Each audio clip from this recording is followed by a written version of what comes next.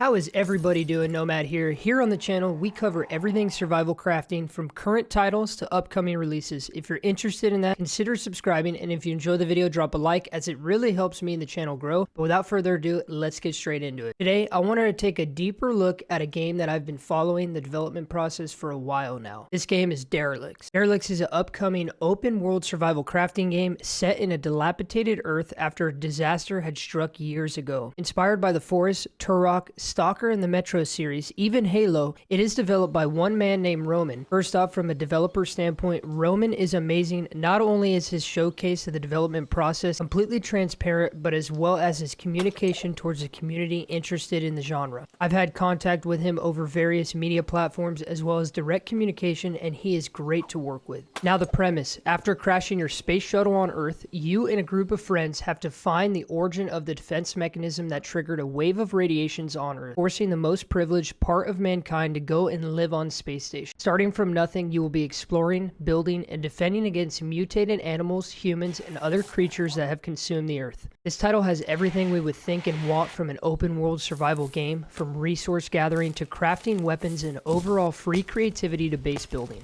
The base building offers so many different facets to go down, from solar energy powered by panels on or around your build, wind turbines producing power for your furnaces and other crafting stations, to even waterways and plumbing powered by nature itself, creating pipeways and transport conveyor belts to get resources like wood, multiple kinds of metal, plant material, and much more to and from where you want.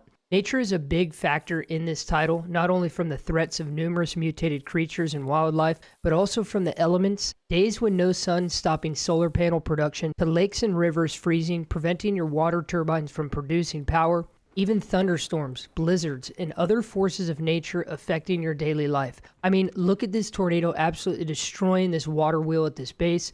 Super fantastic to see these elements of nature make its way into a survival crafting game. I'm excited about that. Now, all crafting in this game is very in-depth, taking logs and sending them down your transport gutters to the sawmill where it will be produced into planks, clay furnaces, forges, and other stations. This gives a sense of production and resource management the likes of Satisfactory has, which is interesting. It seems a little much at first and time consuming, but rest assured, Roman has said the production of resources and materials won't feel like a grind, but more of a fluid way of mass producing crafting materials necessary to continue on with our builds. The creativity when it comes to decoration alone seems in-depth and wild, with chairs, tables, wall-mounted trophies and skins, lighting systems via lamps and ceiling lights, even pool tables and arcade machines, using crafted items and items lost in time from the Earth we knew before, making our bases exactly how we wish with a very high creativity ceiling. These are the things I love to see in these type of games, and I'm excited to see how all these things are implemented when it comes to decorating builds and just builds overall. Now, let's dive into the combat. This is obviously a huge part of any game, especially in this genre. Stranded on a ruined Earth, not knowing what lies ahead of us, the combat offers plenty of different weapons so far that we've seen, from standard axes and Viking-style shields to crafted spears and bows. Even shotguns and other firearms are showcased. It seems all weapons have a standard and upgraded variant, whether that be crafted or one found around the world. Heck, if you want to go all-out Leatherface on these things, you can, with a versatile chainsaw not only used for material gathering, but also to chop up those damn mutations trying to stop your log production. I'm just trying to build a wall, bro. Get off my property. Base defenses so far from what we've seen consist of traps like the circular saw trap, or even a ballista where it looks like we can shoot massive saw blades down towards the enemy. I love traps and base system defenses like this. Super excited to see that these are going to be implemented into the title.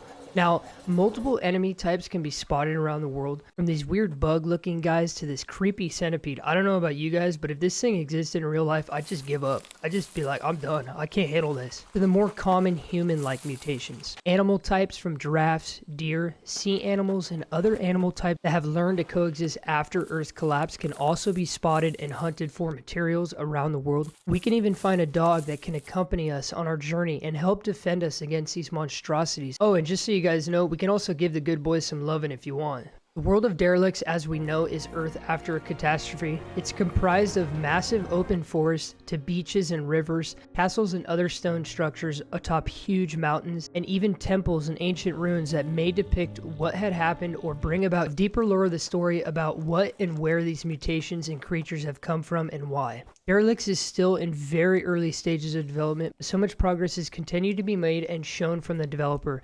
This title looks promising, and I'm excited to continue following the development of it, as well as give you guys all information as time goes on. Let me know what you think of Derelicts so far in its development, and what you'd like to see from another open world survival crafting game as it enters into the genre. If you enjoyed the video, drop a like on it. It really helps me and the channel grow. Subscribe for all things open world survival crafting. We're so close to 5K subs. You guys are absolutely killing it. I'd love to have you in the community. And as always, stay happy, stay hyped, and have a beautiful day.